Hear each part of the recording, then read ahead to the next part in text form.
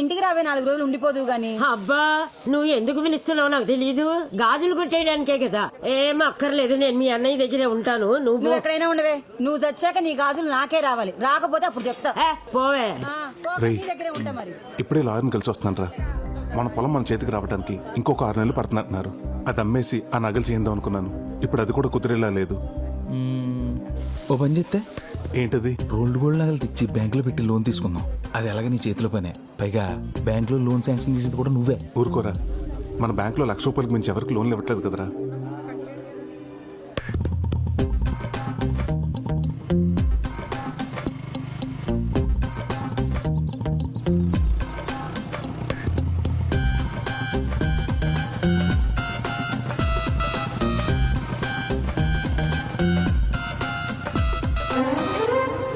ప్రసాద్ మంగళవారం బ్యాంక్ రమ్మంటావా?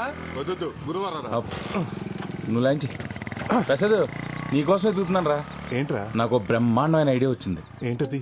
ఇప్పుడు ఆ మేనేజర్ గడు ఏం చేస్తున్నాడు, సువర్ణ వచ్చినప్పుడల్లా ఎవరో ఒకరు నగలు తీసి దానికి ఇస్తున్నాడు. అదేం చేస్తుంది, మళ్ళీ 3-4 రోజులు పట్టుకు పెట్టేస్తుంది. అయితే నేనేమంటానంటే చాలా రోజుల నుంచి తాకట్లో ఉన్న కస్టమర్ నగలన్నీ తీసి అమ్మవారి నగలు చేయించి అలంకరించేద్దాం. విను, ఇంకో 6 నెలలు నీ పొలం చేతికొచ్చేద్దా. వెంటనే అమ్మేసి యాజిటీ ఏ నగలైతే తీసినా అన్ని చేంజ్ చేసి లాకర్లో పెట్టేద్దాం.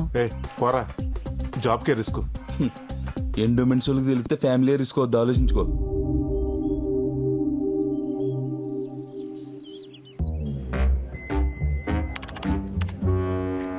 బొక్క పాండు 10 గ్రాములు, బొత్తుల నారయ్య 8 గ్రాములు,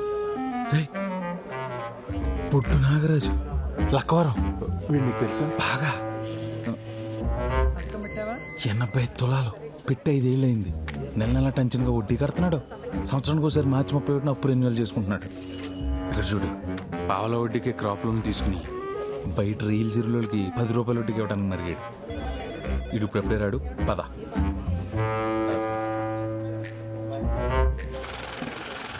దాదా.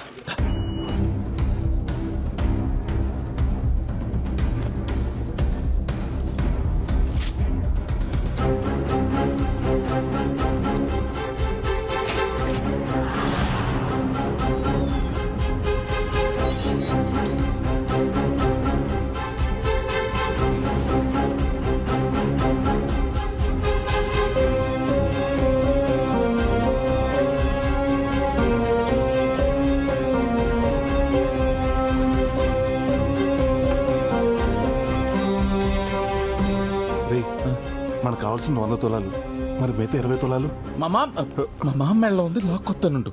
ముందు మొదలు పెట్టరా, తర్వాత అదే వస్తుంది. పద.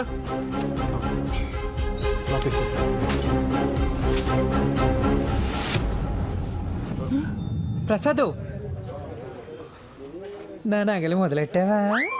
నిన్నే కరగబెట్టా. 10 రోజుల్లో ఇచ్చేస్తామన్నమాట. ఏంటక్క ఏవో నగలంటున్నావు? మొన్నేనే ప్రసాద్కి 20 కాసులు బంగారం ఇచ్చాను నగలు చేయమని. ప్రసాద్ కదా బానే చేస్తాడు. దొరికేసిందిరా. అర్థమైంది. కలిపి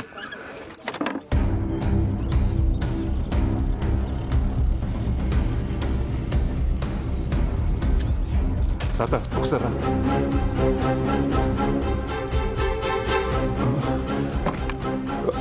తాత ఆ కండు ఒకసారి పట్టు.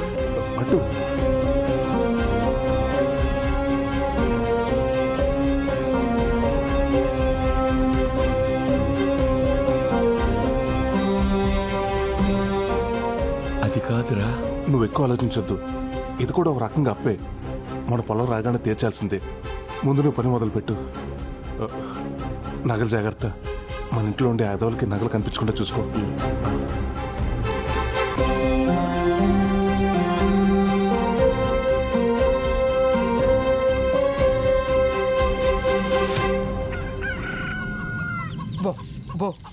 ఆడుతూ పాడుతూ తింటూ ఉంటే అలుపు సొలుపు ఉండదు.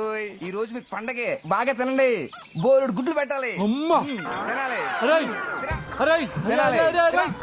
ఏమిట్రా ఇంట్లో ఉన్న గింజలు మొత్తం పోషేస్తున్నావు? ఈ కోళ్ళను పొలాల మీద దోలొచ్చు కదా, ఫ్రీగా తింటే. మొన్న అలాగే 20 వదిలితే 19 తిరిగి వచ్చేయండి. అందులో ఓ పెట్టిన ఎవడో ఎత్తిసేయండి బాబు. నమస్కారం అండి నాగరాజు గారు. ఏమయ్యా యశోబు రా. అప్పు తీసుకున్నావు కదా, తెచ్చావా డబ్బులు వడ్డీతో? మీ అప్పులకో చెప్పులు దండండి. మీ వడ్డీలు కట్టలేక చచ్చిపోతున్నానండి బాబు. మీకు కోడిని తాకట్టు పెట్టినందుకు మా ఆవిడ నన్ను రోజు కొట్టేస్తుందండి. ఇంకెందుకులేండి బాబు, మీ వడ్డీతో పాటు ఇదిగో 400 ఇచ్చేస్తున్నాను. నా కోడి నాకు ఇచ్చేయండి. ఏంట్రా నా కోడిని ఓని ఇచ్చేస్తున్నావు? నాకు ఇవ్వాల్సిన 400 ఓకే, డ్యామేజ్ 500 ఎవడిస్తాడు? బాధిస్తాడా? డ్యామేజ్ ఏంటండి బాబు? ఒరే యేసోబు, నువ్వు నా దగ్గరకు వచ్చావు. ఏవండి నాకు అవసరం ఉంది 300 ఇమ్మని చెప్పి నీ కోడి పుంజు తాకట్టు పెట్టావు. నేను నీ మీద ప్రేమతో కోడి పుంజును తాకట్టు పెట్టుకుని నీకు అప్పించా. ఇది మంచి కోడి పుంజు అనుకోని మా ఇంట్లో ఫ్రీగా వదిలేశా. ఇది నా ఇంట్లో ఉన్న కోడి పెట్టను చూసింది, చూసి ఊరుకుందా? దాన్ని గీకి ఊరుకుందా? దాన్ని రేపు చేసింది, దాని జీవితాన్ని నాశనం చేసేసింది. ఫలితంగా ఏమైంది? 11 కోడిగుడ్లు, 9 పిల్లలు. గుడ్లు 11 అయితే పిల్లలు 9 ఎలాగుంటాయండి? 2 గుడ్లు ఆమ్లెట్ వేస్తున్నారులే. నోర్మయ్, నువ్వు నీ మగ పుంజును తీసుకెళ్తానంటున్నావు. మగతోడు లేకుండా నా కోడి పెట్ట రేపటి నుంచి తన జీవితాన్ని ఎలా ముందుకు నెట్టుకెళ్ళగలుగుతుంది? సాటి కోడి పెట్టలు ఏమంటాయి నా కోడి పెట్టని? చెడిపోయావు అంటే కాకుల్లాగా పొడవు. కాబట్టి నీ కోడి పుంజుని, కోడి పెట్టని, పిల్లల్ని 3000 ఇచ్చి తీసుకెళ్ళిపో. 3000? నా కోడి వద్దు, మీ పిల్లలు వద్దు. మీరే ఉంచుకోండి. చిచి, దిక్మాల సంతని వడ్డీ కింద ఎవడైనా కోళ్ళు కుక్కలే తాగట్టెట్టుకుంటాడా? చాకరీ చేయలేక చేస్తున్నాను. డబ్బులు ఊరకనే వస్తాయా? ఎంత వస్తే ఏం లాభం? మెడలో పసుతారు తప్ప ఇంకో దిక్కు లేదు. ఉన్న బంగారం అంతా అట్టుకెళ్ళి బ్యాంకులో తగలెట్టావు. ఆ బంగారం బ్యాంకులో పెట్టి పాల వడ్డీకి డబ్బులు తెచ్చుకున్నా. ఆ డబ్బులు ఊరంతా 10 రూపాయల వడ్డీకి తిప్పుతున్నా. తెలుసుకో, అలా ఉండబట్టే ఇలా సంపాదించారు మా తాత ముత్తాతలు కూడా. నేను అలాగే సంపాదిస్తా. రేపు ఆ సింగపూర్ సంబంధం వాళ్ళకు కూడా కూతుర్ని ఇలాగే చూపిస్తావా? అవును కదే, సింగపూర్ సంబంధం గురించి మర్చిపోయాను. పెళ్లి కొడుకును చూడలేదు కదూ.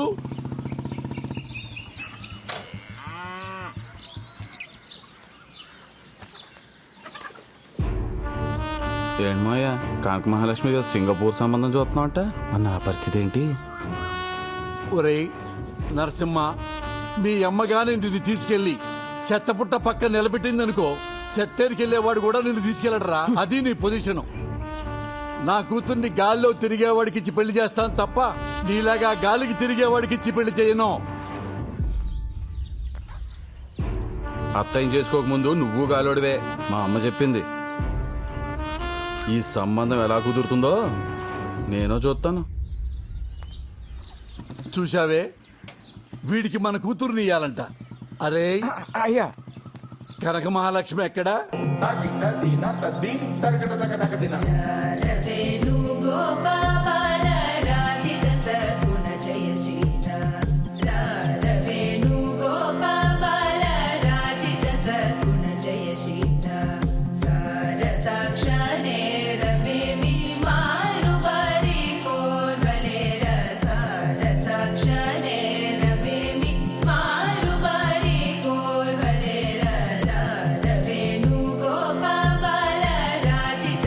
మహాలక్ష్మి, నీ లయలో తేడా వస్తోంది.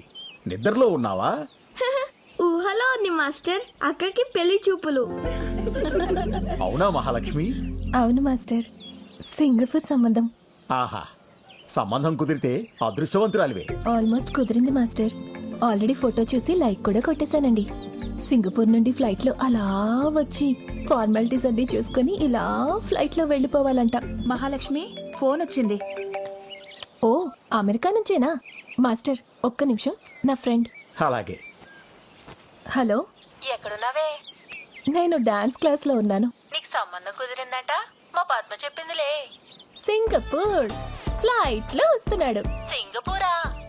అదెంతుంటది? మన లక్కవరం అంత ఉంటది. అయినా మ్యాప్ లో చూడు, మా అమెరికా పక్కన చిల్లిగారిలా చిన్నగా ఉంటది.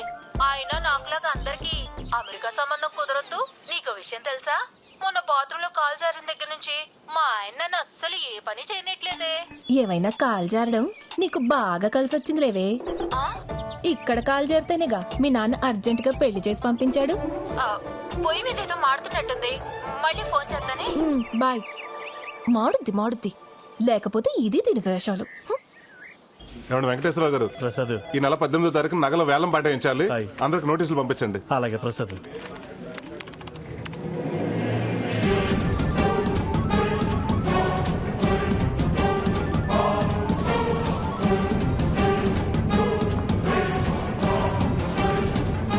రేయ్, బొడ్డు నాగరాజురా ఇప్పుడు ఎలా? రామరాజు గారు, నాగరాజు గారు రేపు ఈవినింగ్ కల్లా నా అసలు వడ్డీ మా ఇంటికి రావాలా అంతే.